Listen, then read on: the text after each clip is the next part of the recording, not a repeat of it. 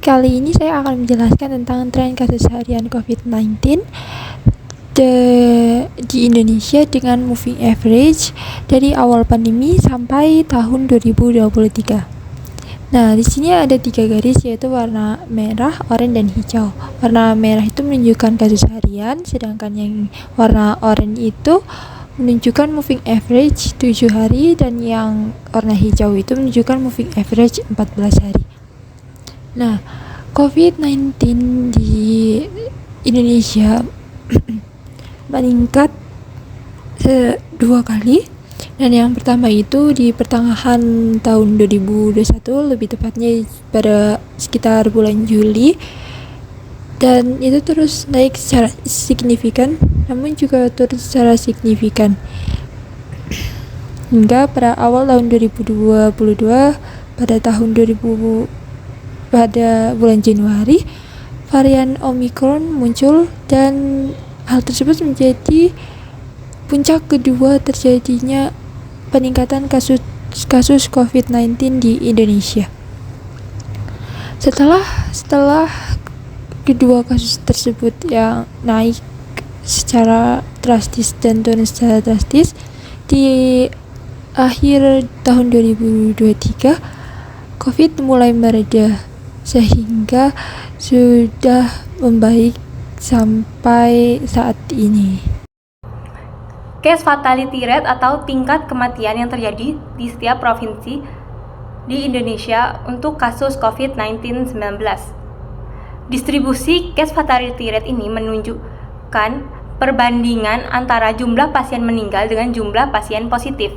Dari grafik terlihat sebagian besar provinsi berada pada kisaran 2 hingga 3%, yang berarti dari 100 pasien positif sekitar 2 hingga 3 orang meninggal dunia. Namun ada beberapa provinsi yang memiliki CFR lebih tinggi dari rata-rata nasional, yaitu Lampung, Jawa Timur, Jawa Tengah, dan Aceh dengan nilai di atas 5%. Hal ini menunjukkan bahwa di provinsi-provinsi tersebut, resiko kematian akibat COVID-19 relatif lebih tinggi, yang bisa dipengaruhi oleh keterbatasan fasilitas kesehatan, keterlambatan deteksi kasus, atau beban pasien yang sangat tinggi saat gelombang pandemi terjadi. Sebaliknya, provinsi seperti Banten memiliki CFR yang sangat rendah, hanya 0,91%, yang artinya angka kesembuhan relatif lebih tinggi daripada angka kematian akibat COVID-19 yang terjadi pada provinsi tersebut. Tentang grafik histogram distribusi total kasus per provinsi. Nah, kalau dilihat dari grafik pertama, yaitu histogram distribusi total kasus per provinsi, itu terlihat jelas bahwa sebagian besar provinsi di Indonesia punya jumlah kasus yang relatif rendah. Misalnya ada lebih dari 20 provinsi yang total kasusnya masih di bawah 200.000. Angka tersebut menunjukkan bahwa mayoritas di daerah tersebut memang tidak mencatat kasus sebanyak provinsi-provinsi besar lainnya. Tapi kalau kita geser pandangan ke sisi kanan grafik, terlihat ada beberapa provinsi dengan jumlah kasus yang sangat besar. Ada juga yang total kasusnya itu mencapai sekitar 600.000. Bahkan ada yang melonjak sampai lebih dari 1,2 juta dan 1,4 juta kasus. Perbedaan ini menunjukkan bahwa distribusi kasus antar provinsi tidak merata. Nah, atau dalam istilah statistiknya itu disebut skewed ke kanan atau condong ke kanan. Jadi sebagian besar provinsi yang kasusnya kecil, tapi ada sedikit provinsi dan kasus yang sangat tinggi yang menarik distribusinya ke kanan. Nah, kemudian kalau kita perhatikan grafik kedua, yaitu box plot total kasus per provinsi, pola ini tuh makin terlihat jelas karena garis median di box plot itu berada di bawah 200.000. Artinya separuh provinsi itu punya jumlah kasus kurang dari angka tersebut. Akan tetapi ada titik-titik yang muncul sebagai outlier. Nah, outlier ini mewakili provinsi-provinsi besar dengan kasus yang jauh lebih tinggi, seperti yang mencapai 600.000, 1,2 juta, bahkan lebih dari 1,4 juta. Nah, Dari kedua grafik ini itu kita bisa simpulkan bahwa pandemi memang tidak berdampak sama rata di semua provinsi. Sebagian provinsi itu relatif rendah jumlah kasusnya, tapi ada kesenjangan yang cukup ekstrim dengan beberapa provinsi besar yang mencatat angka sangat tinggi. Inilah kemudian yang membuat strategi penanganan di tiap daerah itu berbeda-beda di provinsinya masing-masing. Dengan kasus yang tinggi itu sangat membutuhkan perhatian dan sumber daya ekstra, sementara provinsi dengan kasus rendah itu lebih berfokus ke pencegahan agar tidak terjadi lonjakan. Pada grafik tersebut menampilkan distribusi kasus harian nasional. Nah, kalau dilihat sebagian besar kasus COVID-19 harian berada di angka yang rendah, di bawah 10.000 kasus per harinya. Namun ada beberapa hari yang memiliki kasus tinggi. Jadi grafik tersebut miring ke kanan atau biasa disebut juga right skew distribution.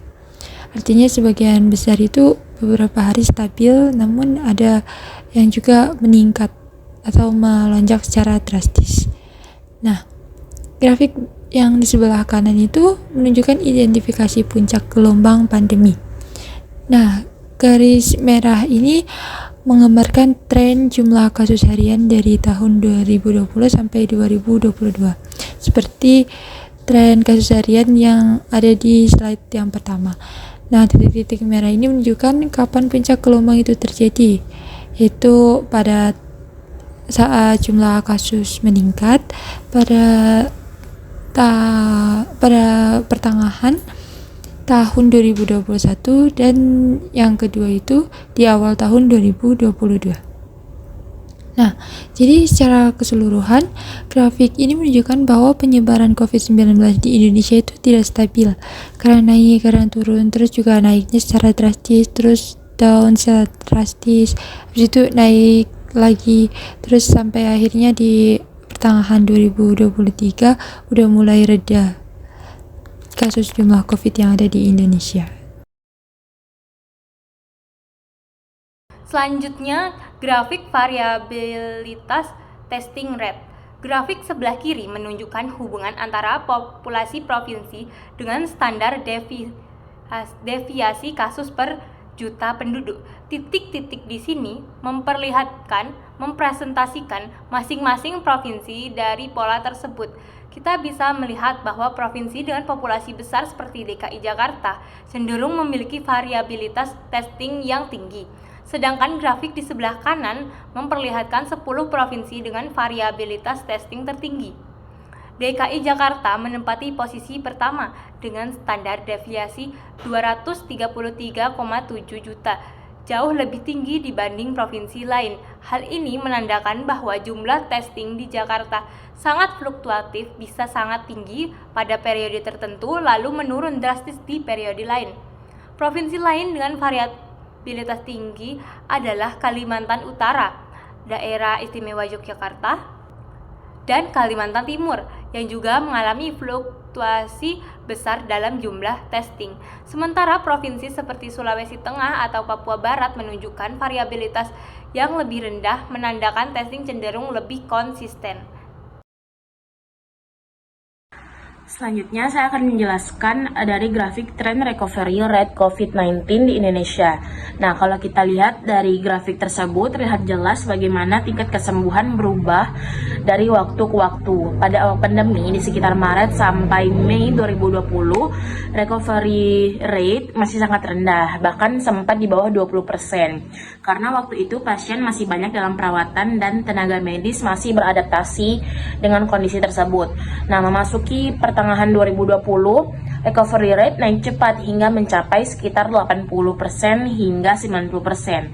Lalu di tahun 2021, recovery rate cukup stabil di kisaran 90 sampai dengan 95%. Meskipun sempat turun sedikit ketika Indonesia mengalami gelombang besar varian terbaru yaitu varian Delta pada pertengahan tahun tersebut. Setelah itu trennya kembali membaik dan pada 2022 hingga 2023 recovery rate sudah mendekati angka 100%. Artinya sebagian besar pasien yang terkonfirmasi berhasil pulih.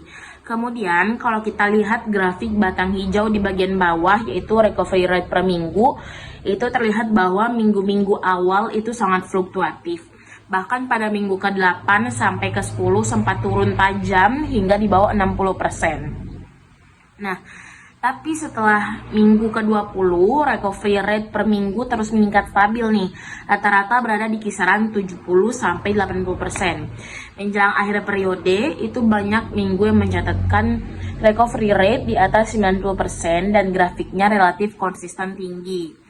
Nah, dari kedua grafik ini kita bisa simpulkan bahwa meskipun awalnya recovery rate ini rendah dan tidak stabil, seiring perjalanan waktu, penanganan pandemi ini makin baik nih. Nah, hasilnya angka kesembuhan itu makin meningkat pesat hingga hampir 100%, yang menunjukkan adanya perbaikan besar dalam kapasitas perawatan pasien dan juga efektivitas strategi kesehatan.